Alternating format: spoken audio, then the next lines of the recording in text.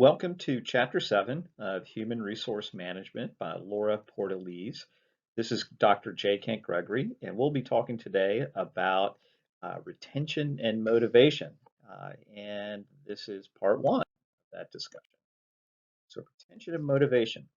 So one of the basic things that we'll be talking about will be the cost of turnover. So as you can imagine, there are indirect and direct costs of employee turnover.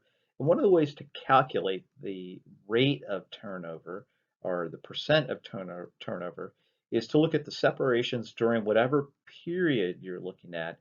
A lot of times this is done on a month-to-month basis or a quarterly basis, divided by the total number of employees, and then you multiply that by 100 to bring your decimal point to a percentage.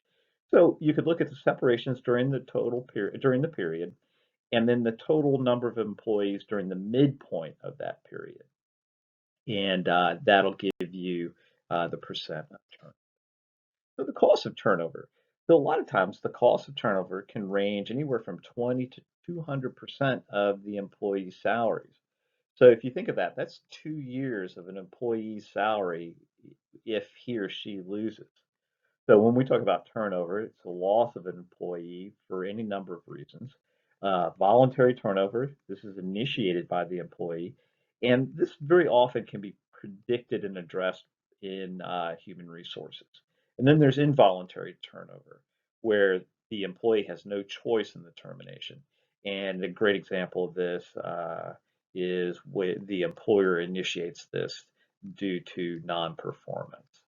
Uh, so here are a list of turnover costs, the recruitment of a replacements, administrative hiring costs, the loss productivity associated with the time between the loss of the employee and the hiring of the replacement.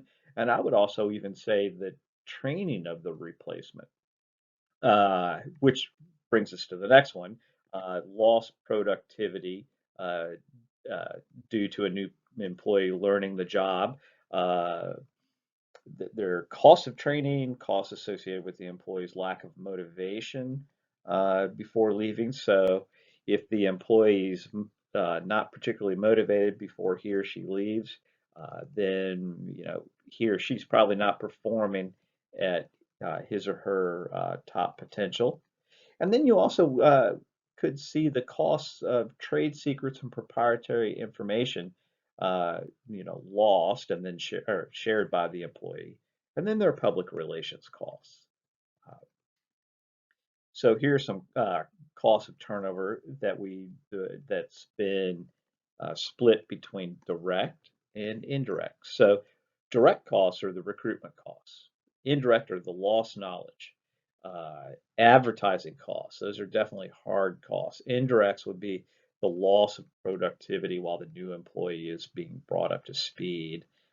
Direct costs in time and money, orientation and training of a new employee, and then the cost associated with lack of motivation prior to the original employee leaving. So there we go. And some testing costs, costs associated with loss of trade secrets, all these.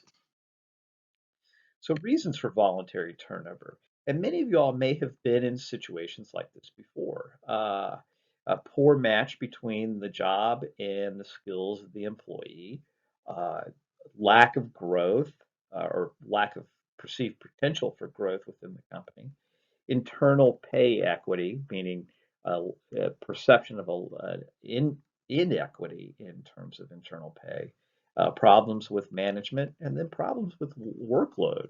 And the workload could either be too heavy or even too light to the point where the individual becomes bored. Too heavy and then too light. There we go.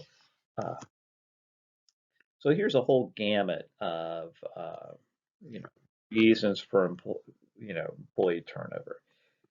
So we've talked about some of these, but here's one that you don't always think about, I suppose: a relocation of partner or spouse, low job satisfaction.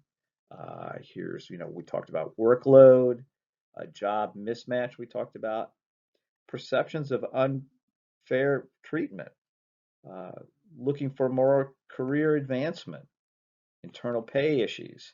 We skip this up here, conflicts with supervisors or management. And that's very often what causes a lot of the employee turnover. So some key takeaways. Retaining employees is an important component to a healthy organization. You want to keep those employees. Uh, Voluntary turnover is turnover that's initiated by the employee. And while involuntary turnover is initiated by the organization for various reasons. It could be non-performance, it could be downsizing, uh, things like that. It could be because the company was acquired and there's an overlap in positions from acquiring company and new and the acquired company. And then there are direct turnover costs and indirect turnover costs, which we've just reviewed. And some of the reasons why employees leave can include, as we talked about, poor match between job and skills, no growth potential, pay inequity among the employees, fairness and communication style of management, heavy workloads, and let's be honest, we can very often see very poor management relationships or very poor people in management positions. So that ends part one, and we'll begin part two.